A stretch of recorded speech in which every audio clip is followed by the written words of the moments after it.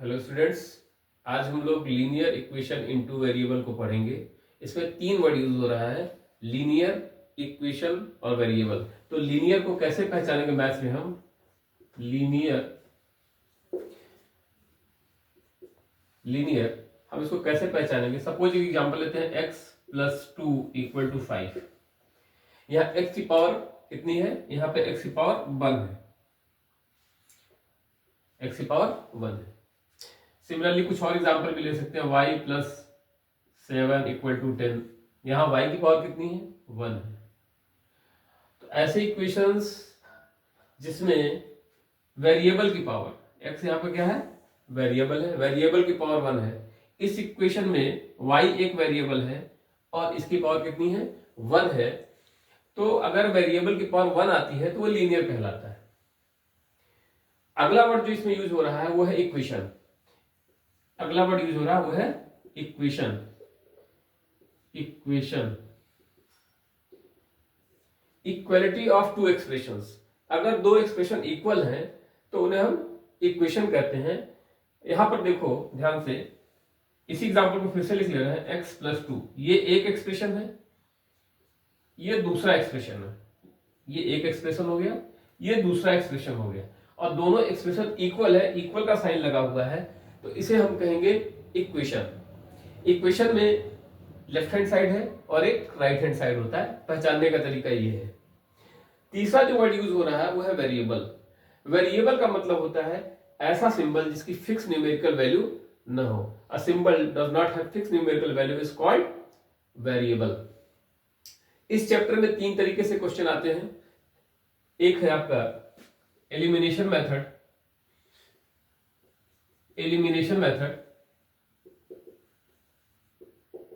दूसरा है substitution method,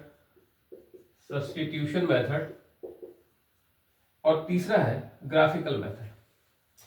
तीन तरीके से हम लोग तीन तरीके से इसके सॉल्यूशन क्वेश्चन को हम लोग सॉल्व करते हैं। अब इसमें ये जो हमने लिया था ये था वन वेरिएबल। लीनियर तो था लेकिन ये है वन वेरिएबल, क्योंकि x की पावर 1 है। दूसरा कोई वेरिएबल यहाँ पर नहीं है, केवल x ही था। इस वाले में केवल y था, दूसरा कोई वेरिएबल नहीं था। तो ये दोनों ही वन वेरिएबल के एग्जांपल है, linear equation in one variable. लेकिन हमारा चैप्टर का नाम है linear equation in two variable, तो हम दो वेरिएबल ले लेते हैं इसमें। Suppose 2x plus 3y equal to 10। अब ये लीनियर भी है। लीनियर क्यों है? क्योंकि x की पावर 1 है, y की पावर 1 है। लीनियर भी है और इक्वेशन भी है क्योंकि ये इक्वल का साइन लगा है और दो एक्सप्रेशन एक दूसरे के इक्वल है। तो ये हो गया लीनियर, क्योंकि x की पावर 1, y की power 1। Equation in two variable है, एक वेरिएबल x है, दूसरा वेरिएबल y है। इसका जो स्टैंडर्ड फॉर्म होता है वो होता है, linear equation in two variable का स्टैंडर्ड फॉर्म होता है ax plus by plus c equal to 0।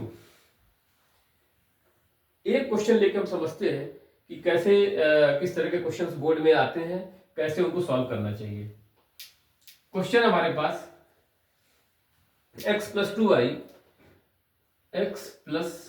2y equal to 3, और अभी इसका दूसरा जो पार्ट है 4x plus 3y equal to 2। अब ये दो इक्वेशन हमको दिए हुए हैं, इनको सॉल्व करके x और y की वैल्यू लेके आना है। पहला मेथड जो हम अप्लाई करेंगे वो अप्लाई करेंगे एलिमिनेशन मेथड। एलिमिनेशन मेथड में हम x के कोफिशिएंट को या y के कोफिशिएंट को इक्वल कर देते हैं, उसका प्लस या माइनस करके जैसी जरूरत होती है उस प्रकार से एलिमिनेट कर देते हैं।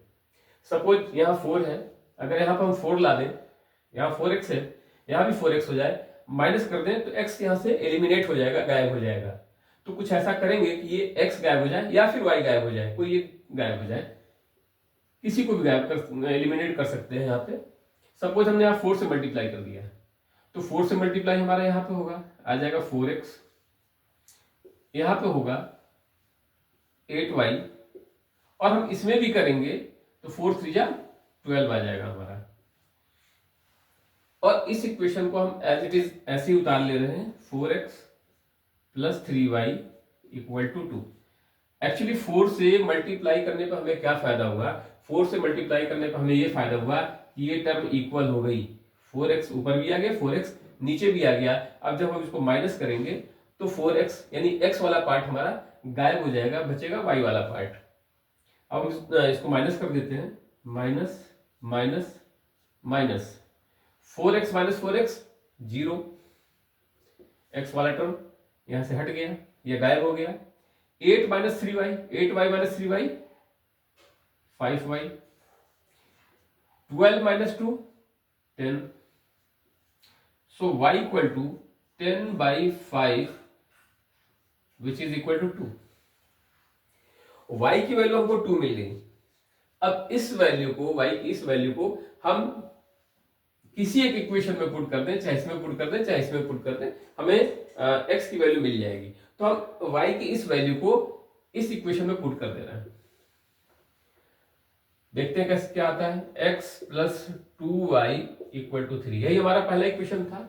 हम इसमें y इक्वल टू 2 पुट कर दे रहे हैं, तो x इक्वल टू 2, x के नीचे x प्लस 2y, y की जगह क्या लिखेंगे हम, 2 लिख देंगे। y की जगह क्या, क्योंकि y की वैल्यू 2 आ रही है, is equal to 3। x plus 2 2 जा 4 is equal to 3, x equal to 3 minus 4, x equal to minus 1। तो y की वैल्यू हमारी आ गई यहां से 2, y इक्वल टू हमारा 2 आ गया यहां से, और x इक्वल टू आ गया माइनस 1। ये हमारा सोल्यूशन है by elimination. Student same question को हम एलिमिनेशन मेथड से भी सॉल्व कर सकते हैं, और इसको देखते हैं कि एलिमिनेशन मेथड से कैसे सॉल्व होगा।